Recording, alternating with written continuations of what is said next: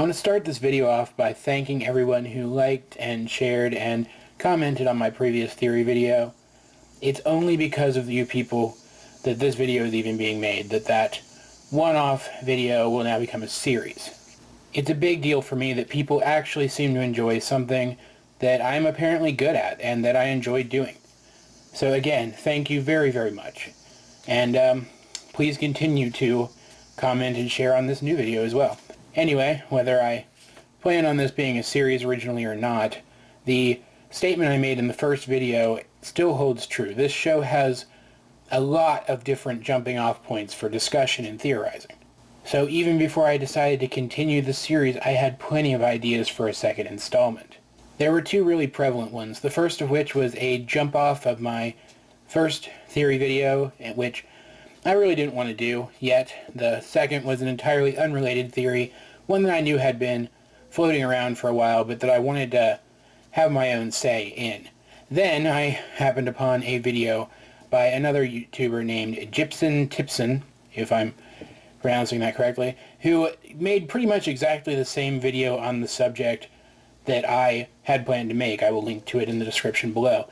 So I decided that I would go ahead and rework that video into something else and go with my plan B instead. As I said, that plan B video does jump off of my first theory, so we are going to go ahead and assume that it is true that in gem society, specific models of gems are grown for specific purposes.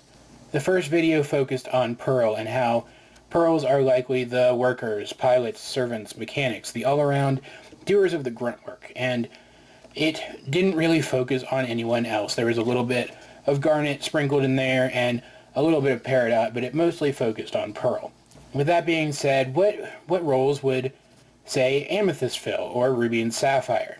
As we know Amethyst better at this point than we do Ruby and Sapphire, I'm going to be talking about her today and saving Ruby and Sapphire, and even Rose Quartz herself for later videos. Yes, I do believe that even Rose Quartz was created to fulfill a specific role in her society, and we will get to that at some point.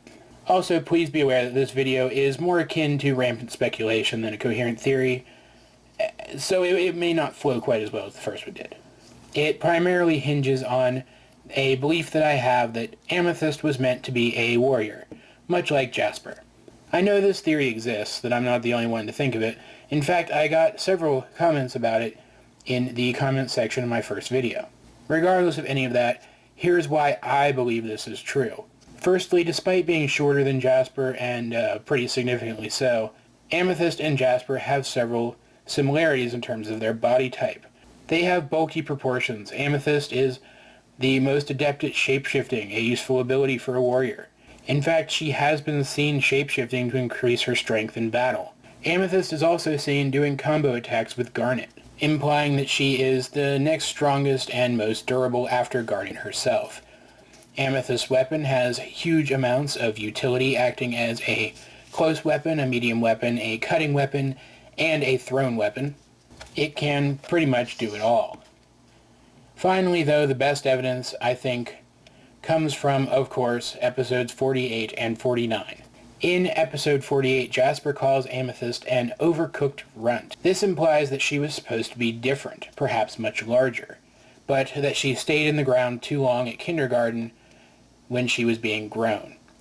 In fact, if you scale Amethyst up, she looks even more like Jasper than she already does. Not only that, but we see in episode 49 that Jasper has a very similar rolling tackle attack to the one that Amethyst has been shown to use often in the series.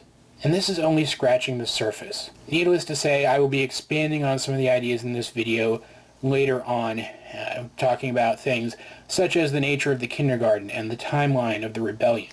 But as of right now, these are just the bare facts and the most basic reasons why I think this theory is correct. But what do you think? Do you think I nailed it?